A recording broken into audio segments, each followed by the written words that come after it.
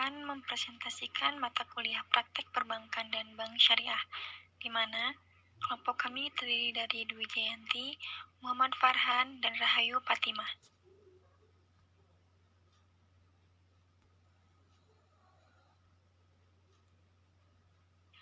Materi kelima yaitu globalisasi dan permasalahan riba.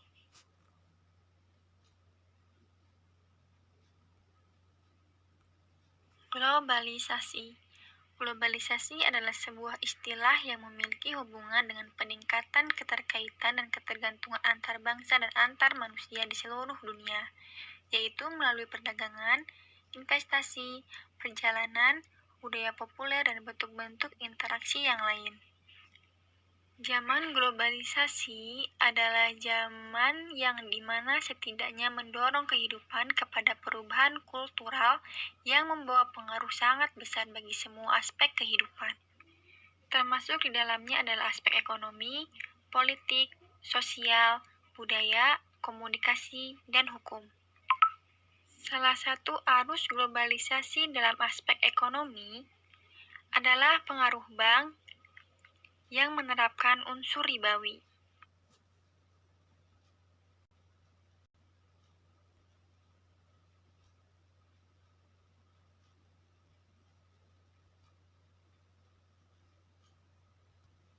Beberapa ciri yang menandakan semakin berkembangnya fenomena globalisasi di dunia yaitu 1. Perubahan dalam konsep ruang dan waktu, yaitu perkembangan barang-barang seperti telepon genggam, televisi, satelit, dan internet yang menunjukkan bahwa komunikasi global terjadi demikian secepatnya. Sementara melalui pergerakan massa semacam turisme, memungkinkan kita merasakan banyak hal dari budaya yang berbeda. 2.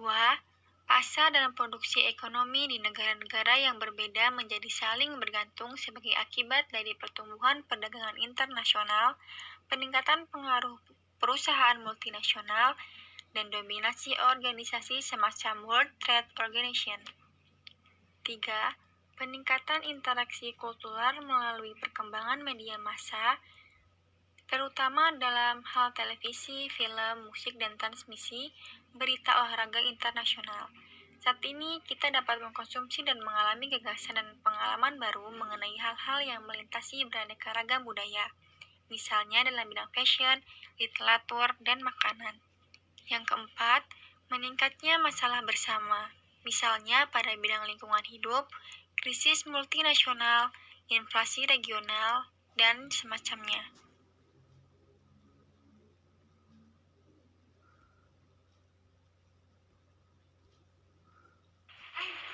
Permasalahan riba. Jadi riba di zaman sekarang tuh telah menjelma dan dilegalkan gitu oleh sistem dan institusi atau lembaga bank sentral yang dimiliki di setiap negara-negara seperti Bank Indonesia. Jadi permasalahan paling utama yaitu bank itu sendiri.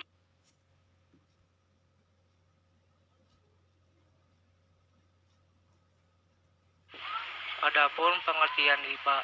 Jadi kata riba tuh berasal dari bahasa Arab yang artinya tuh tambahan, berkembang, membesar, dan meningkat.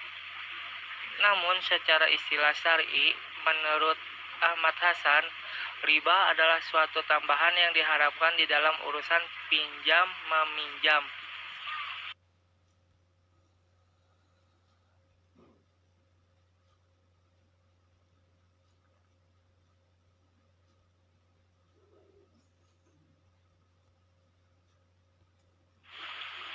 Lalu ada jenis-jenis riba. Jadi ada riba diakibatkan oleh pinjam meminjam dan juga ada riba disebabkan oleh jual beli. Nah, jenis riba akibat hutang piutang yang pertama ada riba qard, yang kedua riba jahiliyah, yang ketiga riba fadl, yang keempat riba nasiah. Nah, adapun riba akibat jual beli yaitu penukaran antara barang sejenis dengan kadar atau takaran yang berbeda dan barang yang dipertukarkan termasuk dalam jenis barang ribawi.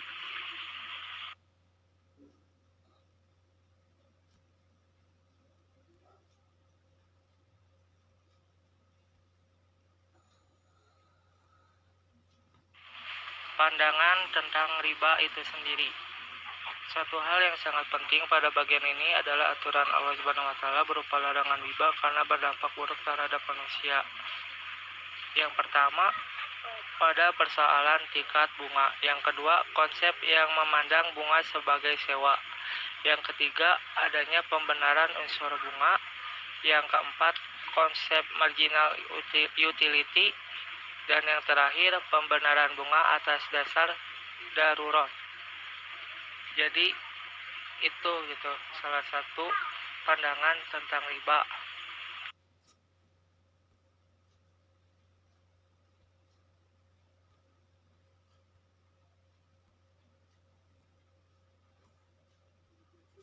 Bismillahirrahmanirrahim.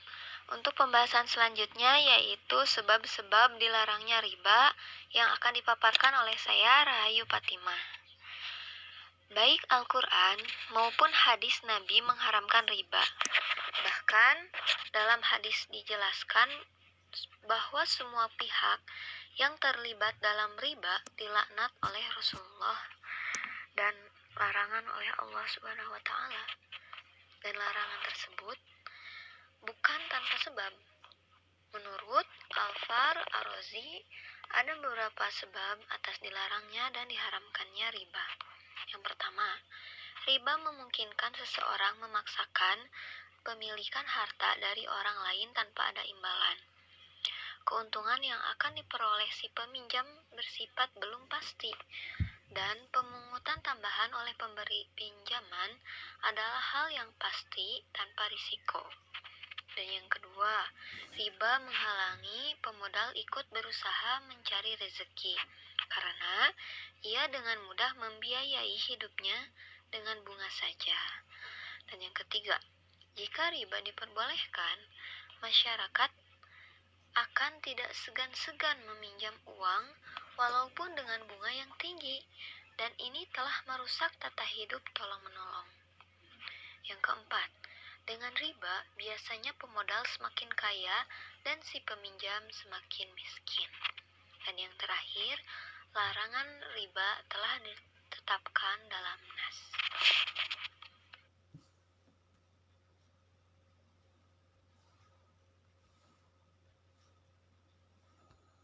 Pembahasan selanjutnya yaitu sikap teladan dari Nabi Muhammad SAW.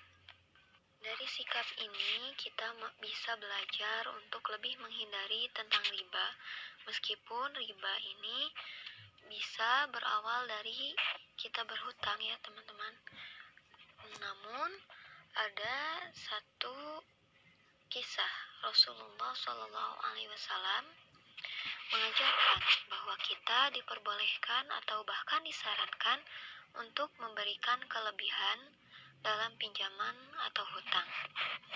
Sebagaimana disebutkan dalam hadis Abu Rafi, bahwasannya Rasulullah SAW pernah meminjam dari seseorang unta yang masih kecil.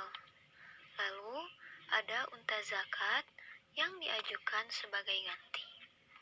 Rasulullah SAW lantas menyuruh Abu Rafi untuk mengganti unta muda yang tadi dipinjam.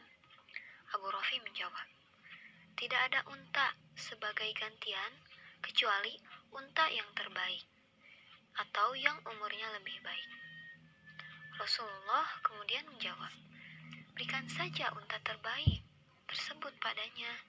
Ingatlah, sebaik-baik orang adalah yang baik dalam melunasi hutangnya." Dari hadis riwayat Bukhari nomor 2392 dan Muslim nomor 1600. Dari hadis tersebut, para ulama mengatakan bahwa sah-sah saja untuk berhutang karena Rasulullah dalam hadis tersebut melakukannya. Dalil tersebut juga menunjukkan bahwa boleh menunaikan hutang lalu mengganti dengan sesuatu yang lebih baik, asalkan tidak disyaratkan ada manfaat bagi pemberi hutang. Mengganti yang lebih baik di sini bisa jadi dari sisi sifatnya, bisa jadi pula dari sisi jumlahnya. dan tidak jadi tidak kita yang menentukan, karena kalau kita yang menentukan sendiri berarti itu termasuknya riba. Seperti itu.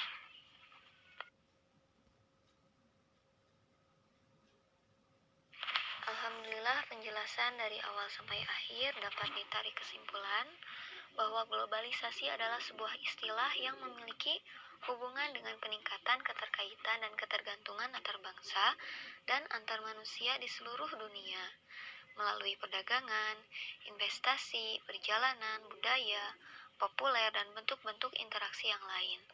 Di sisi lain, globalisasi tersebut kita tidak boleh semena-mena. Semuanya harus mengikuti aturan Al-Quran dan As-Sunnah, termasuk tidak boleh dalam perdagangan yang kita